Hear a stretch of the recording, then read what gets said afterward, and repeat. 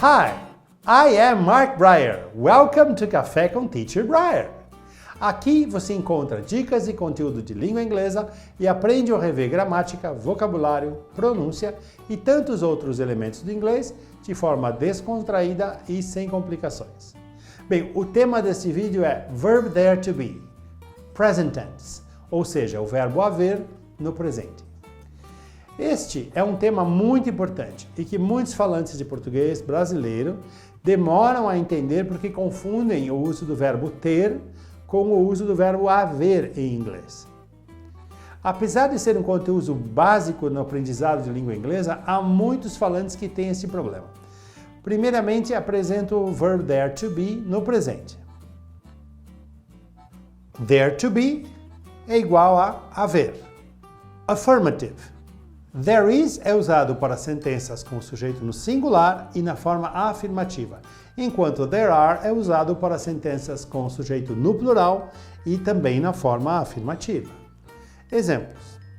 There is a bakery on Elm Street. There are some banks near here. Agora veja essas fórmulas. Como você pode ver, a fórmula é there is mais o sujeito no singular mais o complemento quando o sujeito for singular. Então, no nosso caso aqui, there is é o verbo, mais a bakery, o sujeito, e on Elm Street, o complemento.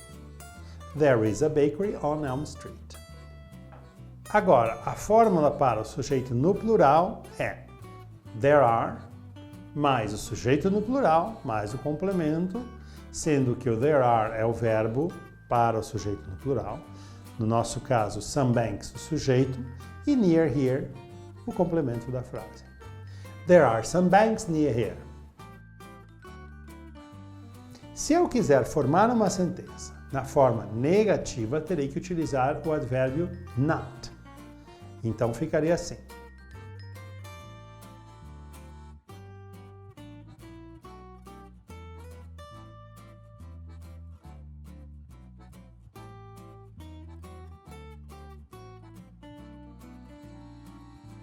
Look at the negative sentences.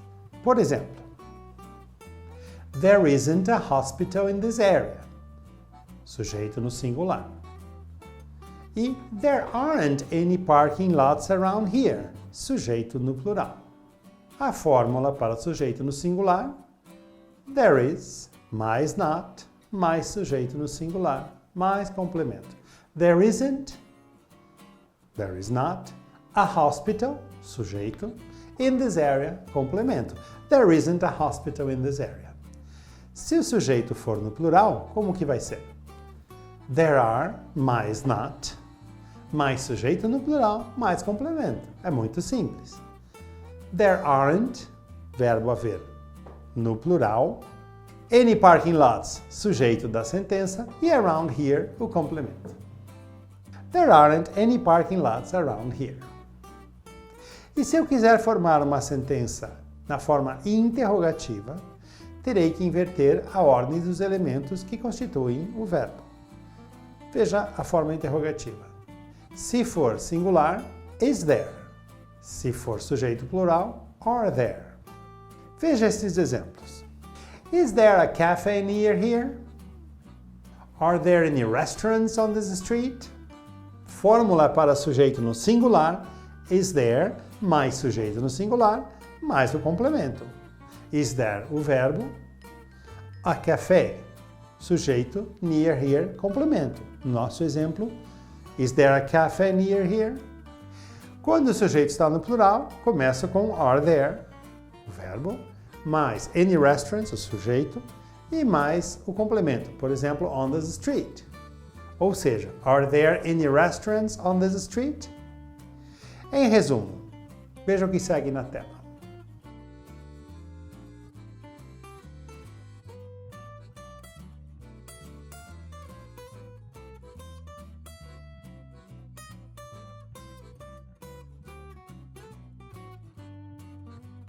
Agora, vamos praticar com algumas sentenças. Primeiramente, veja se conhece esses vocábulos.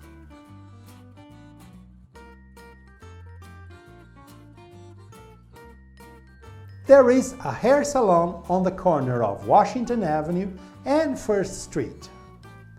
There are 2 hotels on Elizabeth Road. There isn't a restaurant on this street, but there are 2 restaurants on Pine Street. There aren't any banks near here. Is there a drugstore on this street? Are there any department stores around here? Agora, repita comigo. There is a hair salon on the corner of Washington Avenue and First Street. There are 2 hotels on Elizabeth Road. There isn't a restaurant on this street, but there are 2 restaurants on Pine Street. There aren't any banks near here. Is there a drugstore on this street? Are there any department stores around here? Mas então, o que causa problemas para os falantes de português brasileiro? O fato de os falantes confundirem o seguinte: tem um ou uma em português, traduzido para o inglês como has ou have, a or one. Ou tem uns ou umas em português, traduzido para o inglês como have, some, 2, 3. Não é correto dizer em inglês o seguinte: has a bakery on Pine Street, ou has a bank near here, ou ainda haven't any hospitals around here. O verbo have significa ter, e no português brasileiro é possível, ainda que informalmente, dizer tem uma panificadora na rua Alferes Poli, ou não tem ninguém lá fora, ou ainda tem uma farmácia aqui perto. Para ficar ainda mais claro, compare o que segue.